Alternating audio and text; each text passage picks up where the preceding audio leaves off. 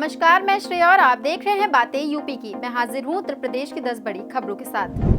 UP सरकार ने राष्ट्रीय एकीकृत बागवानी मिशन योजना को अब 75 जिलों में लागू कर दिया है।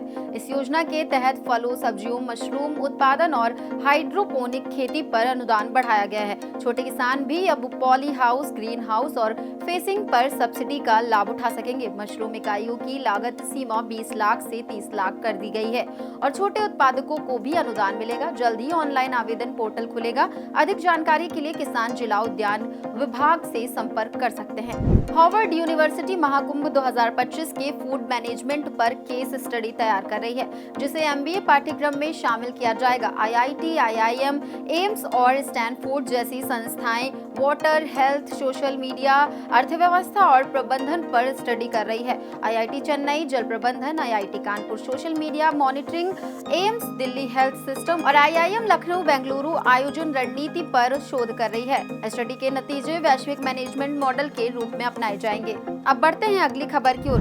वक्फ संशोधन बिल को लेकर उत्तर प्रदेश में सुरक्षा अलर्ट जारी किया गया है। पुराने लखनऊ में भारी पुलिस बल तैनात किया गया है। केंद्रीय बल की 4 कंपनियां रिजर्व में रखी गई हैं। डीजीपी मुख्यालय ने संवेदनशील इलाकों में सतर्कता बढ़ाने के निर्देश दिए हैं। एलआईयू और पुलिस फोर्स अलर्ट पर मौलाना खालिद रशीद ने शांति की अपील की, जबकि एआईएमपीएलबी ने विरोध जारी रखने की बात कही। देश भर से करोड़ों मुसलमानों ने विरोध दर्ज कराया। कानून व्यवस्था बनाए रखने के लिए अतिरिक्त पुलिस बल स्टैंड बाय पर रखा गया। उत्तर प्रदेश में बिजली उपभोक्ताओं को बड़ा झटका लगा है। Multi year tariff distribution regulation 2025 लागू होने के बाद बिजली दरों में 20% तक बढ़ोतरी संभव है। इससे बिजली कंपनियों को सालाना 4000 करोड़ रुपए का फायदा होगा, जबकि आम जनता पर महंगे बिलों का बोझ बढ़ेगा। यूपी विद्युत नियामक आयोग 2025 से 2026 के लिए नई बिजली दरें तय करने की प्रक्रिया जल्द शुरू करेगा।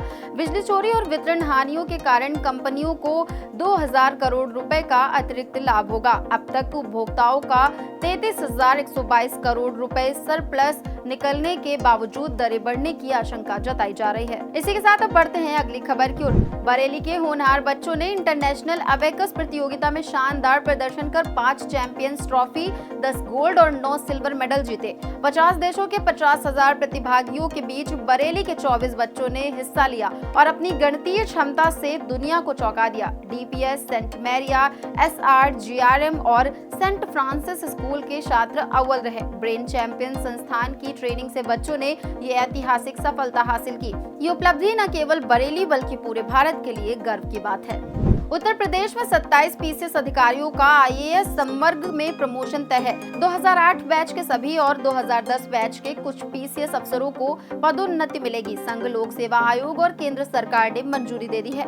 पदोन्नति समिति की बैठक दिल्ली में हुई, जिसमें यूपी के शीर्ष अधिकारी शामिल रहे। 31 मार्च को 2 आईएएस और 4 पीसीएस अफसर रिटायर हुए, जिनकी जगह नए अधिकारियों की नियुक्ति होगी। इससे यूपी की प्रशासनिक व्यवस्था में बड़ा बदलाव देखने को मिलेगा।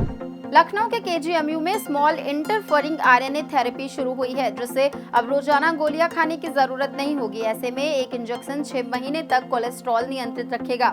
ये थेरेपी हानिकारक जीन को निशाना बनाकर कोलेस्ट्रॉल कम करती है। ये 3 तरह के मरीजों के लिए उपयोगी है, जिनका कोलेस्ट्रॉल दवाओं से भी नियंत्रित नहीं होता, आनुवांशिक कारणों से प्रभावित बच्चे और जिन्हें दवा लेने पर भी दर्द रहता है। सिर्फ साल में 2 बार इंजेक्शन लगवाने से हृदय रोग का खतरा कम होगा और कोलेस्ट्रॉल नियंत्रण में रहेगा। अब बढ़ते हैं अगली खबर की ओर।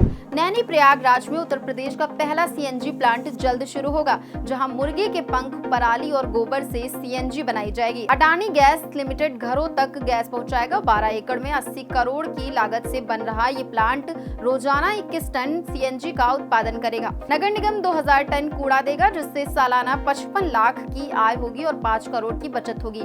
देश का दूसरा ऐसा प्लांट पहले इंदौर में बना था। सिलेंडर से गैस सप्लाई होगी, फिर पाइपलाइन बिछाई जाएगी। LPS institute of cardiology Kanpur में हाइब्रिड ऑपरेशन थिएटर बनने जा रहा है, जो देश में एम्स के बाद दूसरा होगा। 3 नई कैथ लैब की मंजूरी भी मिल गई है, जिससे एंजियोग्राफी, एंजियोप्लास्टी, स्टंट पेसमेकर और बाईपास सर्जरी में मरीजों को लंबा इंतजार नहीं करना पड़ेगा। 35 करोड़ की लागत से बनने वाली ये लैब अत्याधुनिक तकनीक से लैस होंगी। हाइब्रिड ओटी में एक साथ 2 प्रक्रियाएं हो सकेंगी, जिससे गंभीर मरीजों को तुरंत राहत मिलेगी। ये पहल दिल के मरीजों के लिए बड़ी राहत साबित होगी। अब चलते चलते एक नजर डाल लेते हैं उत्तर प्रदेश के मौसम की ओर। पश्चिमी विक्षोभ के सक्रिय होने से यूपी के 18 से ज्यादा जिलों में हल्की बारिश की संभावना है। बांदा, आगरा, ललितपुर, प्रयागराज, वाराणसी, मिर्जापुर समेत दक्षिणी जिलों में बूंदाबांदी हो सकती है। लखनऊ में मौसम शुष्क रहेगा, तापमान 38 डिग्री सेल्सियस तक पहुंचने की संभावना है। फतेहपुर सबसे गर्म 40 डिग्री सेल्सियस और बिजनौर सबसे ठंडा 13 डिग्री सेल्सियस रहा। अगले 4 से 5 दिनों में तापमान 2 से 5 डिग्री सेल्सियस तक बढ़ेगा। बिजनौर, मैनपुरी, सोनभद्र समेत अन्य इलाकों में भी बदलाव दिख सकता है। मौसम विभाग ने किसानों और आम जनता को सतर्क रहने की सलाह दी है। तो ये थी दिन भर की 10 बड़ी खबरें। ऐसी ही खबरों को देखने के लिए देखते रहें और करते रहें बातें यूपी की। धन्यवाद।